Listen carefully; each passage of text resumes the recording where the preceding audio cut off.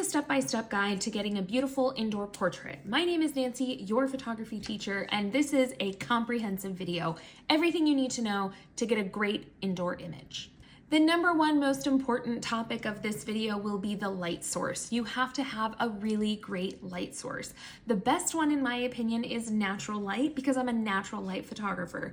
So a huge window is what we are going for here. Try and get your subject to be looking at the window and you are standing between the window and your subject. So if you were my subject, I would be holding my camera and the window would be behind me. Not so far behind me, but it's cramped, it's indoors. So a lot of folks ask, do I need a flash in order to take an indoor photo? Absolutely not. It is not a must-have item.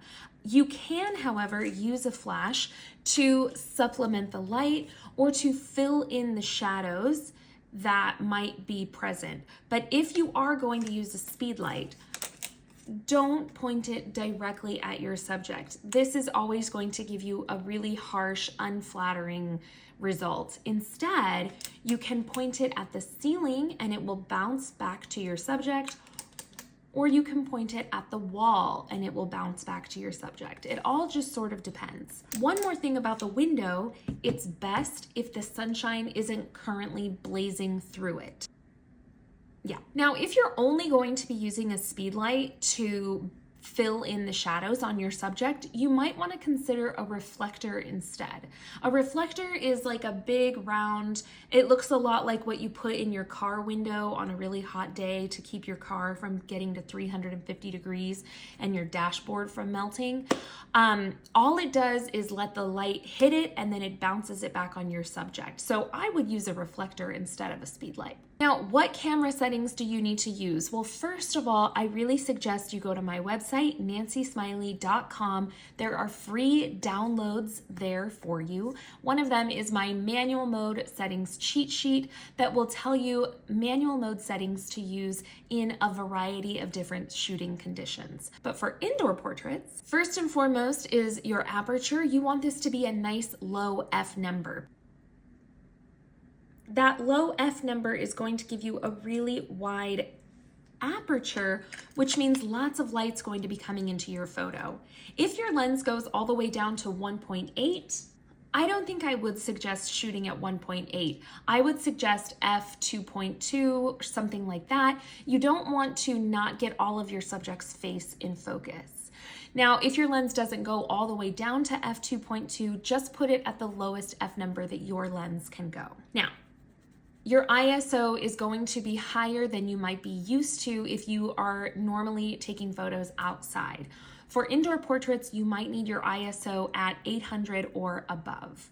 And last is your shutter speed. If your subject is sitting still, there's no need to go over 1/250. You might be able to go down to 160. Just be really careful and mindful that you are nice and steady when you're holding your camera. Now back to light really quick. A lot of people tell me that they just turn on all the lights in the house to try to get as much light as possible. They open up all the windows, and this is actually a bad idea because the color temperature of the light above your dining room versus the reading lamp in the corner and then that natural light coming in through the window are all different temperatures. So this means that your white balance is really hard to get nice in your camera. So it's best to stick with one light source, work with it. Another really hard part of getting indoor portraits is the background, because more often than not, we live in a little bit of a messy or cluttered environment. So of course you can work to move those items. You can try your best to get to a blank wall or somewhere like that in the house, but if that's not where the nice lighting is, then you might be out of options. You can always hang a sheet behind your subject.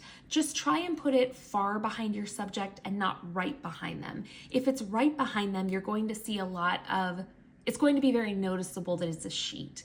You can also get a really big roll of butcher paper and you can hang that behind them instead. As I said though, try not to make it right behind them. or the details are very noticeable in the image. Last but not least, what lens should you use? If you're using a crop frame camera, you're gonna need a 35mm lens. If you're not and you're using a full frame camera, I recommend a 50mm lens or an 85 if there's enough space that you can create a distance between you and your subject and get all of them in the frame that you want. Now, if you have questions about how to take a portrait indoors or anything else that's photography related, let me know in the comments. Don't be shy. I love answering my comments. And check out all those other freebies that I have on my website, nancysmiley.com, or of course, my courses. I'll see you in the next video. Bye.